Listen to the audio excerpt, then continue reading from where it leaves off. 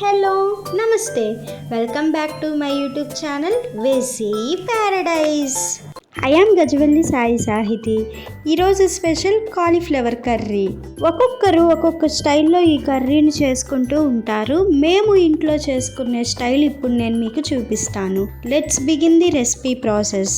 First అయితే కాలీఫ్లవర్ని ఇక్కడ చూపిస్తున్న విధంగా చిన్న చిన్న బంచెస్గా కట్ చేసుకొని బాగా వాష్ చేసుకోవాలి.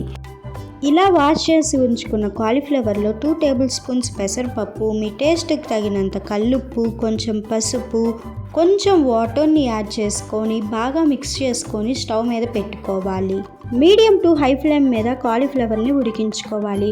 నేను ఇక్కడ చెప్పిన క్వాంటిటీస్ అన్నీ కూడా 250 గ్రామ్స్ కాలీఫ్లవర్కి సరిపడా చెప్పాను.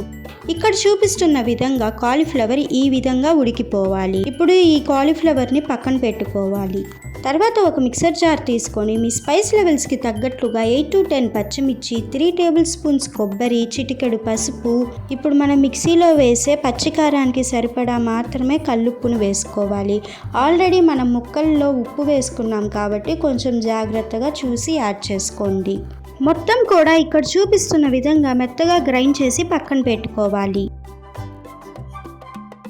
ఇప్పుడు స్టవ్ మీద ఒక కడాయి పెట్టుకొని అందులో 2 టేబుల్ స్పూన్స్ అంత ఆయిల్ వేసుకొని బాగా హీట్ అయిన తర్వాత తాలింపు వేసుకోవాలి. తాలింపు కోసం 1 టీ స్పూన్ మినప్పప్పు, 1 టీ స్పూన్ ఆవాలు, 1 టీ స్పూన్ జీలకర్ర, కొంచెం ఇంగువ వేసుకొని లైట్గా ఫ్రై అవ్వనివ్వాలి. తర్వాత ఇందులో కొంచెం కొత్తిమీర యాడ్ చేసుకొని ఒక్కసారి మిక్స్ చేసుకున్న తర్వాత గ్రైండ్ చేసి ఉంచుకున్న పచ్చికారం, కొంచెం కరివేపాకు యాడ్ చేసుకొని పచ్చివాసన పోయేంత వరకు ఫ్రై చేసుకోవాలి.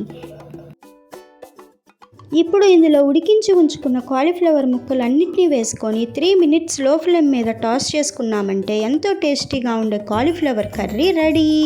ఎవరైతే స్మెల్ వస్తుందని కాలీఫ్లవర్ని అవాయిడ్ చేస్తున్నారో నేను చెప్పిన ప్రాసెస్లో ఒక్కసారి ట్రై చేసి చూడండి.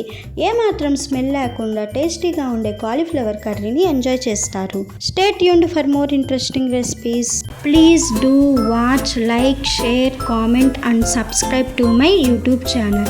Thank you for watching. Bye bye.